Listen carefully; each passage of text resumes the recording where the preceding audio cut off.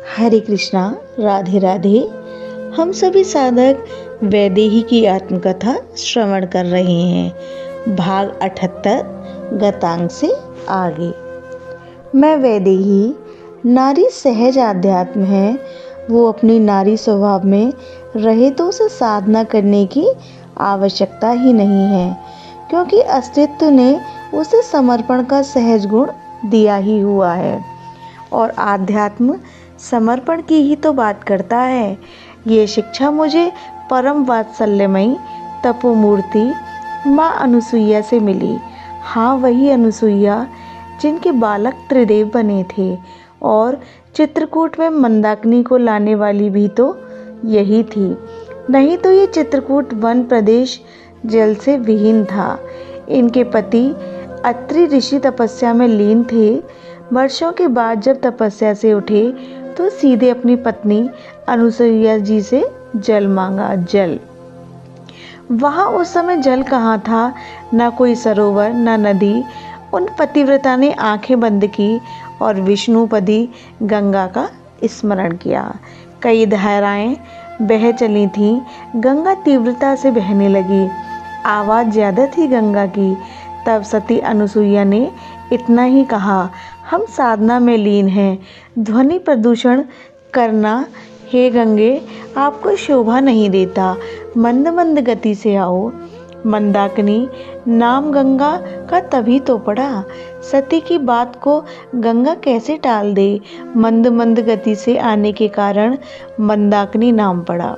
मंदाकिनी गंगा का उद्गम अत्रि ऋषि के आश्रम से ही है। मैंने उनके दर्शन किए। माँ अनुसुईया के मुझे कितना आदर दिया। मुझ बालिका के ऊपर उन माँ ने जो वात्सल्य बरसाया, मैं वैदेही उसे भूल कैसे सकती हूँ। प्रातः ही भील, कोल, ऋषि मुनि सब इकट्ठे हो गए थे। ना जाओ राम। ऋषियों ने हृदय के भाव व्यक्त किए। नाथ, हम लोगों को अनाथ करके ना जाओ। भीलों ने बिलखते हुए कहा था। मेरे पास तो भिलनियां आई थीं, बहुत रो रही थीं। उनके मुख से यही निकल रहा था, महारानी मत जाओ।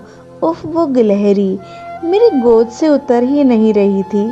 वो कपि जो नित्य इस चित्रकूट में कदली लेकर आते थे, वो आज मुझे ऐसे देख रहे थे मानो कह रही हूँ, अब हम किसके लिए जिएंगे? हम केले के गुच्छे किसके लिए लाएंगे? पक्षी आज कोलाहल भी नहीं कर रहे थे। पूरा चित्रकूट आज विरह में डूब गया था। मेरे श्री राम सबको समझा रहे थे, हम तपस्वी के रूप में हैं। मात्र सुविधा देना हमारा काम नहीं है। आप लोगों का प्रेम ये राम कैसे भूल सकता है? आप लोगों का हृदय पवित्र है। उस पवित्र हृदय से आप लोगों ने जो हमारी सेवा की है, ये राम तो आप सबका ऋणी हो गया है। मैं भी अपने आंसुओं को रोक न सकी, पर मेरे श्री राम सत्य संकल्प हैं। सबको विदा करके हम लोग आगे बढ़ रहे थे। बहुत राक्षस हैं आगे हे राम। ऋषियों ने कहा, आपकी कृपा से राम का कोई बाल भी बांका नहीं कर सकता। हाथ जोड़कर ऋषियों से विदा लिए थे मेरे श्री राम। अत्रि ऋषि, हाँ, रघुकुल के कुल गुरु वशिष्ठ जी के भाई अत्रि ऋषि, इनका आश्रम आ गया था। पता नहीं किसी ने सूचना दे दी थी इनको। स्वस्ति वाचन करते हुए ऋषि मिले। स्वयं अत्रि ऋषि आगे थे। आपका स्वागत है अत्रि के आश्रम में हे राम। अर्घ्य दिया था श्री राम को। आप ये क्या कर रहे हैं? आप ऋषि हैं, ब्राह्मण हैं, हम तो क्षत्रिय हैं। श्री राम ने कहा था, अतिथि का स्वागत करना ऋषियों का भी कर्तव्य है राम। विलक्षण आध्यात्मिक ऊर्जा थी उनमें।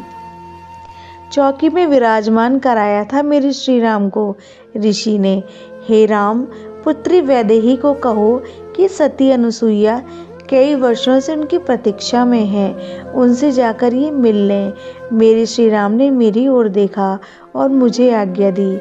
नहीं राम, एक आज्ञा और दो पुत्री वैदेही को कि सती अनुसुईया इनको जो दे उसे ये स्वीकार करें। एक सती का वो आशीर्वाद होगा। मेरे श्री राम मेरी ओर देखकर मुस्कुराए और स्वीकार करने की भी आज्ञा दे दी। पास में ही कुछ ऊंचाई पर उन भुवन वंदनिया माँ अनुसुईया की कुटी थी। मैं गई वहाँ। ओह, क्या आध्यात्मिक ऊर्जा थी! और वो स्वयं कपूर के समान गौरवर्ण था। उनका केश भी हिम के समान शुभ्र थे। झुर्रियों से भरा हुआ उनका देह था। देह उनका बहुत पतला था, जैसे जैसे कोई ज्योति की रेखा हो। उन तपस्विनी का संपूर्ण देह तो ऐसा लग रहा था जैसे ज्योति पुंज हो। मैंने जाते ही उनके चरणों में प्रणाम किया। मैं मिथिला नरेश की कन्या, दिवंगत चक्रवर्ती श्री दशरथ की बड़ी पुत्रवधू मैं वैदेही आपके चरणों में प्रणाम करती हूँ। ओह, उन्होंने जैसे ही ये सुना वो उठी और लड़खड़ाते हुए मुझे ही उठा लिया और अपनी गोद में बिठा लिया। मुझे गोद में लेते ही उन्हें रोमांच हो रहा था। उनके नेत्रों से प्रेमाश्रु बह रहे थे। वो आनंदित थी। मुझे तो ऐसा लग रहा था जैसे मैं मैया सुनैना की गोद में बैठी हूँ। वो बोलना चाह रही थी, पर उनकी वाणी भावातिरेक के कारण अवरुद्ध सी हो गई थी। वत्से वैदेही, वीणा की सी झंकार उनकी वाणी गूंजी। कुछ सुनाओ ना, अपने विवाह के बारे में कुछ सुनाओ वैदेही, मेरे माथे को सूंघते हुए आनंद में बोली थी। उनकी आज्ञा में टालती, कैसे टाल सकती थी? ये वही थी ना जिन्होंने तीनों देवताओं, विधाता ब्रह्मा, पालक विष्णु और संहारक महादेव को अपना पुत्र बना लिया था अपने तप से। और उनका तप था सिर्फ एक है। हाँ, उन्होंने मुझे यही तो समझाया। मैं अपने विवाह की बातें बताने लगी थी। मेरे श्री राम कैसे आए महर्षि विश्वामित्र के साथ जनकपुर में, कैसे पिनाक को उन्होंने तोड़ा, कैसे विवाह हुआ। वो आंखें बंद करके सुनती रहीं। हाँ, किन्हीं किन्हीं प्रसंगों में वो मुस्कुराती भी रहीं। मिथिला में जिस विधि से विवाह हुआ था हमारा, उन विधियों को भी सुनकर आनंदित होती रहीं। वत्से वैदेही, उन्होंने मुझे उपदेश देना प्रारंभ किया था। वत्से, उनका कहना था, सच्ची सती तो तुम हो वैदेही। हमें तो वो हंसी थी, कितनी निश्चल हंसी थी उनकी। हमें तो ईश्वर का भाव करना पड़ता है अपने पति पर तुम्हारे पति तो ईश्वर हैं। फिर कुछ सोच कर बोली, हे वैदेही, सच्ची पतिव्रता तो वह है जो अपने पति के अलावा कुछ मानती ही नहीं। जीव नारी ही तो है और उसका पति एकमात्र परमात्मा है। उस एक के प्रति निष्ठावान रहना ही पतिव्रता के लक्षण हैं। नारी सहज है, नारी अहंकार से रहित है। सहज समर्पण नारी के स्वभाव में है और इसी सहज स्वभाव का आश्रय लेते हुए अपने पति के प्रति समर्पित रहना। पति नहीं, मात्र ये देहधारी को पति नहीं मानना। ये तो पति के वस्त्र हैं, पर वस्त्र भी तो पति के हैं ना। पति तो इनके अंदर जो बैठा है वो है। उनके प्रति समर्पित रहना, फिर सेवा श्रद्धा सहज होगी।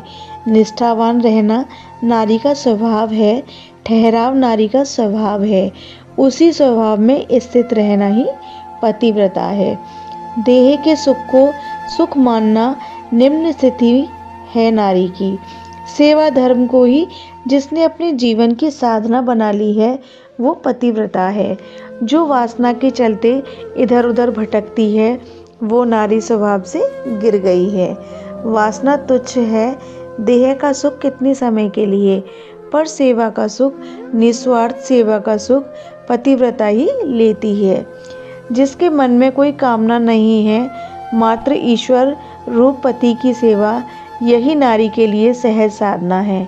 मैं सुनती रही उन जगत वंदनिया की वाणी। मेरे लिए अमृत तुल्य था उनका एक एक शब्द। सत्य कहा था उन्होंने। नारी ही इस पृथ्वी को बचाए हुए है। नहीं, वो नारी तो भार है इस पृथ्वी के लिए, जो देह सुख के लिए नाना देह से संपर्क रखती है। सती नारी, सती का अर्थ यही है, सत्य पर चलने वाली। वो कुछ देर के लिए रुकी, मैं उनकी गोद में ही थी। यह प्रसंग अब यहीं विश्राम लेता है। हरे कृष्णा, राधे राधे।